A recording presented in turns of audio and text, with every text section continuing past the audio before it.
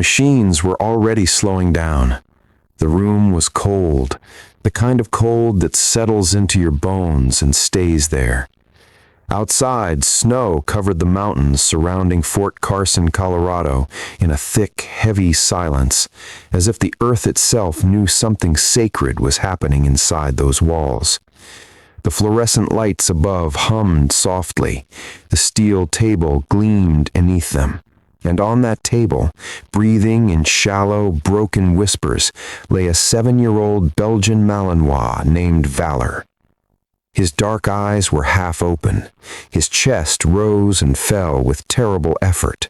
The fur along his ribs, once sleek and powerful, the coat of a warrior, was matted and dull. His massive paws that had carried him through the smoke and fire of 3 combat deployments, lay still against the cold metal beneath him. Dr. Rachel Simmons stood at the side of the table, her clipboard pressed against her chest, her pen motionless. She had been a military veterinarian for 11 years. She had seen things in this room that most people could never imagine. She had learned over time to hold herself steady, to be the calm in the storm.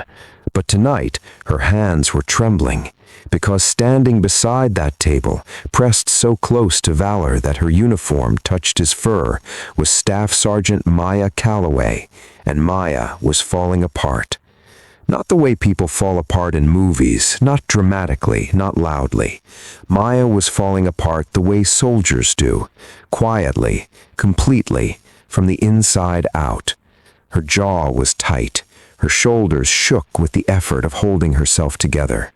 Her hands that had held weapons in firefights and dragged wounded teammates across open ground, were buried deep in the fur along Valor's neck. Her dog tags clinked softly against his collar as she leaned down and pressed her forehead to his. "I'm here. I'm right here, buddy. I'm not going anywhere." Valor's ear twitched at the sound of her voice. Just barely, just enough. Dr. Simmons looked away. The 2 veterinary technicians in the room found sudden, urgent reasons to study the floor. Nobody spoke. Nobody breathed. The euthanasia had already been approved. Maya Calloway had grown up in a small town in rural Tennessee, the daughter of a retired Army staff sergeant and a school teacher who baked cornbread on Sunday mornings and kept a photograph of every soldier in their family on the living room wall. She had grown up understanding, before she could fully put it into words, that some people were simply built to serve, that some souls arrived in this world already pointed toward something larger than themselves. She enlisted at 19. By 24, she had completed 2 deployments to Afghanistan. By 27, she was one of the most decorated female handlers in the United States Army's military working dog program. And then she met Valor. He was 18 months old when they were paired together at Lackland Air Force Base in Texas. Young, electric, impossibly fast, with eyes so dark and intelligent they made every trainer on the base stop and stare. He could detect an IED buried 4 feet underground. He could clear a building in seconds. He could track a scent trail through desert wind and city smoke and never lose the thread. He was, by every measurable standard, extraordinary. But what made Valor truly irreplaceable was something that no training manual could measure. He loved Maya. Not the way a dog loves someone who feeds him, not the way an animal bonds to habit and routine. Valor loved Maya the way a soldier loves the person beside them in the dark, completely, without condition, without reservation, without any thought of what it might cost. Every morning in their shared quarters, before Maya had fully opened her eyes, Valor was already there, his warm, heavy head resting on the edge of her cot, watching her. Every night, he pressed himself against the side of her bed and stayed there until she slept. When she had nightmares, and she had them the way every combat veteran has them, she would wake to find his nose nudging her hand, gentle, patient, steady. She had a daughter at home, Emma, 6 years old, with Maya's dark eyes and her father's stubborn smile. Emma had never known a world without Valor in it. She called him her guardian. She drew pictures of him in crayon, always the same, a big brown dog with a red heart above his head, and mailed them to the base, where Maya pinned them above her bunk in every deployment, in every country, in every barracks that became a temporary home.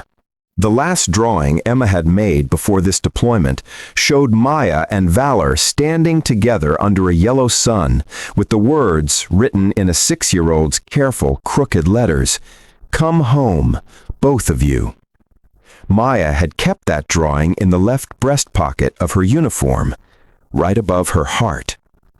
The deployment to Syria had been classified, a rescue operation, high value, time-sensitive, the kind of mission that gets briefed in rooms with no windows and executed in the darkest hours before dawn.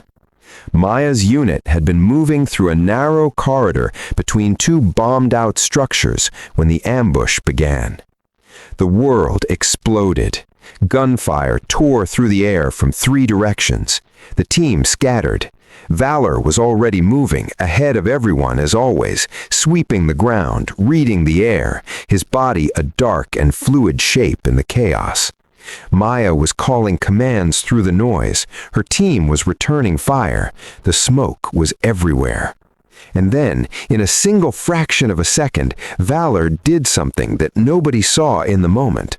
Nobody except the surveillance footage that would be reviewed weeks later, frame by frame, in a quiet office by investigators who would sit in silence for a long time after watching it. Valor turned, not toward the enemy, not toward the threat in front of him. He turned toward Maya, and he shifted his body just 2 inches to the left, placing himself directly between her and a shot that had come from behind, from within their own unit. The bullet entered between his ribs. It was a small entry, no visible blood, no exit wound. The fragment buried itself deep inside his chest, millimeters from his pulmonary artery, and stayed there, silent, invisible, deadly. Valor didn't make a sound. He shook once, just once, and then he turned back toward his mission. He cleared the rest of the building. He found the survivor they had come to rescue. He led the team to safety, and for the next 14 days he went to work every morning. He ran building searches. He swept roads for explosives. He ate his meals. He slept beside Maya's bed. He brought her boot every morning, tail wagging, eyes bright. Every breath pushed the metal fragment closer to the wall of his heart. He never limped. He never cried. He never showed a single sign of what he was carrying, because Maya was his mission, and as long as she needed him, nothing else mattered. He chose her. Every single morning, with a bullet inside his chest, he chose her. It was the 14th morning when he collapsed. Maya had been reaching for her coffee when she heard the sound behind her. Not a cry, not a whimper, just a soft and terrible thud. She turned and found him on the floor, his legs unable to hold him, his breathing suddenly wrong in a way that stopped her heart. She was on the ground beside him in an instant. "Valor, hey, look at me!" He looked at her. His dark eyes found hers immediately, and even then, even in that moment, his tail moved, slowly, weakly, but it moved. She held his face in her hands, and she ran. At Fort Carson, Dr. Rachel Simmons and her team had worked for hours. Every test, every intervention. His organs were under stress. His blood pressure was dangerously low. His body was shutting down in a way that didn't fully make sense. Organ failure didn't present this way. The decline was rapid and severe, and the team had done everything they knew how to do. The recommendation had been made gently, professionally, with genuine sorrow. Euthanasia was the kindest option. Maya had listened to the words from the far end of a long, echoing tunnel. She had nodded because she could not speak. She had walked back into the room, and she had pressed herself against the table beside Valor, and she had buried her face in his fur, and she had breathed him in, the smell of him, warm and familiar and irreplaceable, the smell she had woken up to every morning for 4 years, and she had completely and utterly broken. "Please," she whispered against his fur. "Please, just one more minute. Please." The room was completely silent. Dr. Simmons lifted the syringe, and then Valor moved. Slowly, with tremendous effort, with every ounce of strength left in his failing body, Valor lifted both of his front paws, and he wrapped them around Maya's shoulders. He pulled her close. He held her. The way you hold someone when you know you are saying goodbye. The way you hold someone when you want them to know beyond any possible doubt that you love them.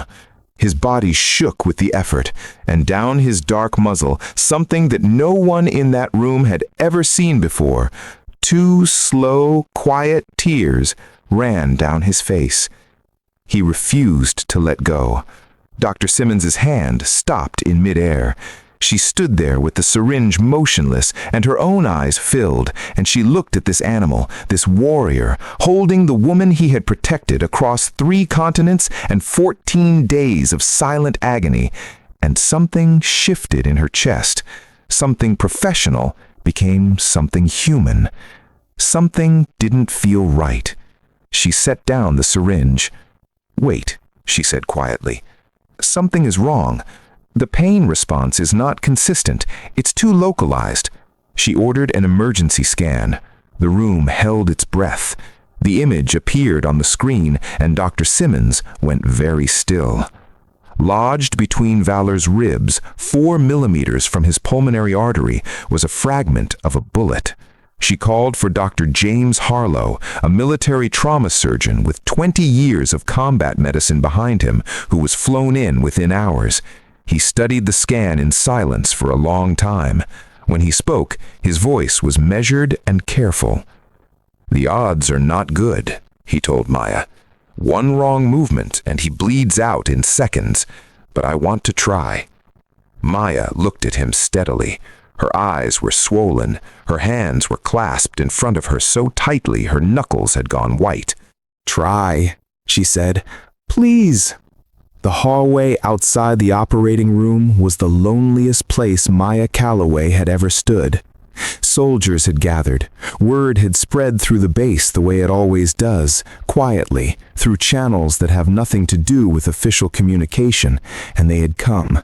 Men and women who Valor had worked alongside. A young corporal who had frozen on a rooftop in Kandahar until Valor had pressed his warm weight against his legs and steadied him. A sergeant who had been 2 steps from an IED that Valor detected and sat beside, silent and certain, refusing to move until someone listened. They stood in the hallway in their uniforms, and they did not speak much. Some of them prayed. Some of them stared at the floor. Maya sat against the wall outside the operating room door with her knees pulled to her chest. Emma's drawing was in her hands. She looked at it for a long time, the big brown dog with the red heart, the yellow sun, the crooked letters. "Come home, both of you." She pressed her palm flat against the operating room door, and she talked to him. She told him about the house in Montana she had been planning, wide open land, a porch with a view of the mountains, grass that went on and on until it touched the sky.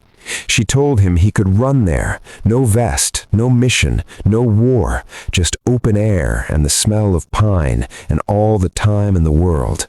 She told him Emma was waiting. She told him Emma had started sleeping with one of his old training toys because it still smelled like him. She told him that she could not, would not do this world without him beside her. "You have fought so hard," she whispered against the door. "You have given everything. You just have to give me one more thing, Valor. You just have to stay." Inside the operating room, Dr. Harlow worked with the steadiness of a man who had spent 2 decades making impossible decisions with his hands. The fragment was deep. The artery wall was thin. Every movement was measured in millimeters and held breath. And then the alarm sounded. The flat line. In the hallway, Maya heard it. She didn't scream. She didn't move. She went absolutely, completely silent. The silence of someone whose entire world has just stopped. And she reached up slowly and unclipped Valor's spare collar from the loop on her tactical vest. The collar Emma had made her one afternoon from braided yarn, blue and gold, the army colors, that Maya had carried with her through every deployment because Emma had made it for Valor and it smelled like home. She pressed it to her lips. Around her, grown soldiers, combat veterans, men and women who had walked through fire, bowed their heads and wept without shame. Inside the room, Dr. Harlow did not stop. He worked through the flat line with everything he had, his hands steady, his voice low, calling commands to his team. 3 minutes passed, 4, and then, against everything, Valor's heart started again. Dr. Harlow later told reporters that in 20 years of trauma surgery, he had never felt anything like the moment that monitor began to beep again. He said he believed that some patients, human or otherwise, simply have a will that medicine cannot fully explain. He believed Valor was not finished yet. The investigation began quietly and concluded with devastating clarity. Ballistic analysis of the fragment recovered from Valor's chest confirmed what the surveillance footage had already suggested. The trajectory of the shot did not come from an enemy position. It came from behind Maya's unit. A fellow officer, a man who had stood in briefings beside them, eaten meals with them, worn the same uniform, had sold their mission route for money. When the ambush he had arranged failed to produce its intended result, he had fired the shot himself. The bullet was meant for Maya. Valor had seen it coming in that fraction of a second that human eyes could not process. He had moved his body between the weapon and the woman he loved. 2 inches, that was all the distance he had needed to interpose himself. 2 inches and 4 years of absolute, unwavering devotion. The officer was arrested. The investigation uncovered a network. Future lives were saved by the evidence recovered, including the fragment that had nearly killed Valor. He had taken a bullet that exposed a traitor. He had bled in silence for 14 days so Maya could keep breathing. 3 weeks later, on a cold and brilliant morning, the doors of the Fort Carson Veterinary Hospital opened. Valor walked out slowly, still healing, his movements careful, blinking in the pale winter light. His coat had been brushed, his head was high. They were waiting for him. Dozens of soldiers stood in formation along the path, men and women who had served alongside him, who had walked into dark places because he walked first, who were breathing today because of what this dog had given. They stood in their dress uniforms in the cold air, and as Valor passed them, one by one, they raised their hands in salute. A young soldier, the corporal from the Kandahar rooftop, stepped forward from the line. He knelt down slowly on one knee in the frozen grass until he was eye level with Valor. He put his forehead gently against Valor's. His throat worked for a moment. When he finally found his voice, it came out barely above a whisper. "I have a son," he said, "because of you." Maya knelt beside Valor and wrapped her arms around him. This time they both cried, freely, openly, without shame. His tail wagged against her arm. His warm weight pressed into her side.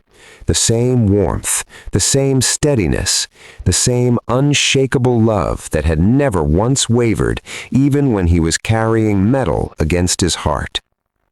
6 months later, on a green Montana hillside, with the mountains rising blue and enormous in the distance, and the sky stretched wide and cloudless overhead, a little girl in a yellow dress came running across the grass. "Valor!" Emma's voice rang out across the open land, high and bright and full of pure, uncomplicated joy. Valor lifted his head from where he lay on the porch and saw her, and every instinct in his warrior's body rose. He came down off that porch and moved toward her, his gait still slightly careful, his stitches long since healed, but the memory of the work still present in his movement. And yet he was faster than careful, because Emma was running, and he would always run toward Emma.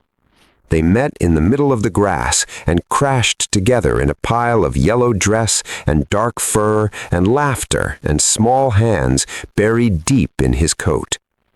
Maya stood on the porch and watched them.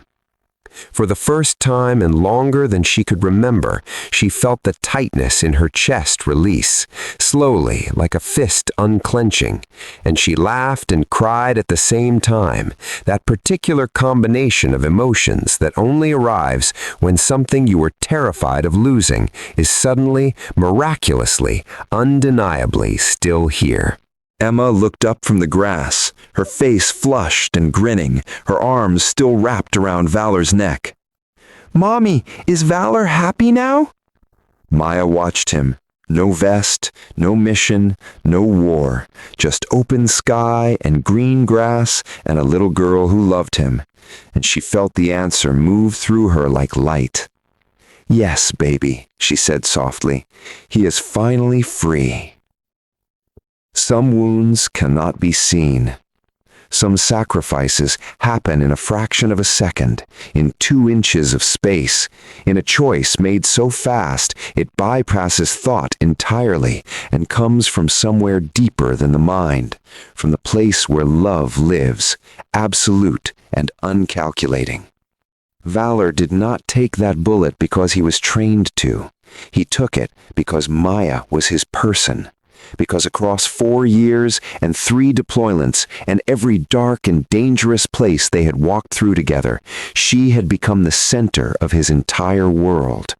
And when the moment came, the defining, irreversible moment, he did not hesitate. He did not calculate the cost. He simply moved. 2 inches. 14 days of silence. A heartbeat that stopped and started again because it was not finished loving her. This is what loyalty looks like at its purest. Not loyalty when it is convenient, not loyalty when it is safe. Loyalty in the fire, loyalty in the dark, loyalty that costs everything and gives it anyway. Valor was never just a military working dog. He was a soldier. He was a protector. He was, as Maya has said in every interview since that cold morning at Fort Carson, her brother. Some warriors walk on 2 legs, and some walk on 4. But the greatest among them are those who look at the person beside them and decide, without hesitation, without condition, without any thought of survival, that this person is worth everything, that this person is worth it all. If this story moved you, if it reminded you of what loyalty, courage, and love truly look like, then please bell so you never miss a story, because every week we come back here to honor the ones who served in ways the world rarely sees, the handlers, the warriors, the working dogs, and the bonds forged in places most of us will never go. These stories deserve to be told.